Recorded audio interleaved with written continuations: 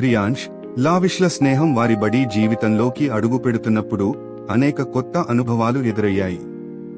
ఒక ఉదయం స్కూల్ మొదలవుతోంది.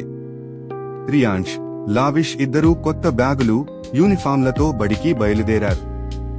బడిలో మొదటి రోజు ఇద్దరూ పక్కపక్కనే కూర్చున్నారు.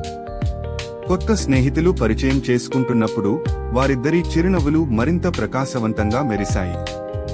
రియాన్ష్, లావిష్ బడిలో అడుగు పెట్టగానే కొత్త స్నేహితులు వారిని చాలా ఆకర్షించారు. లావిష్ తొందరగా అందరితో కలిసిపోయి ఆడుకోవడం మొదలుపెట్టాడు. కానీ రియాన్ష్ మాత్రం కొద్దిగా సిగ్గుపడుతూ లావిష్ని అంటిపెట్టుకుని ఉన్నాడు.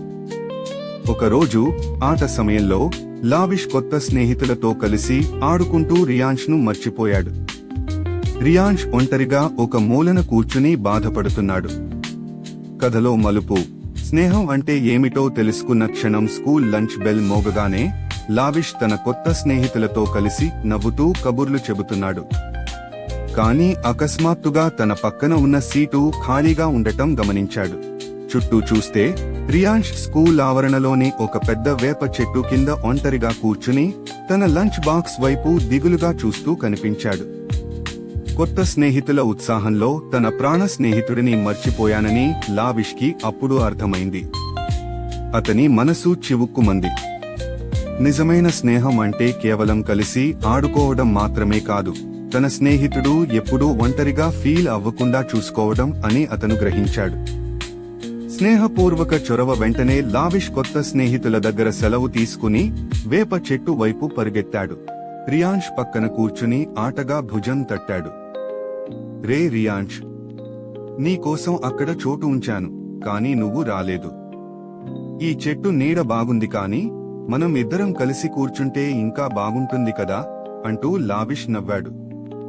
రియాన్ష్ ముఖం ఒక్కసారిగా వెలిగిపోయింది.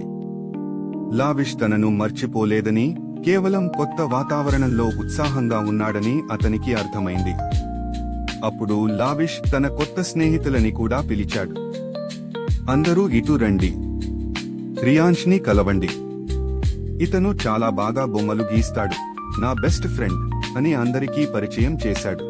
ఈ కథలోని నీతి, మోరల్, లావిష్ తన స్నేహితుడిని అందరికీ పరిచయం చేయడం ద్వారా ఒక గొప్ప పాఠం నేర్పాడు.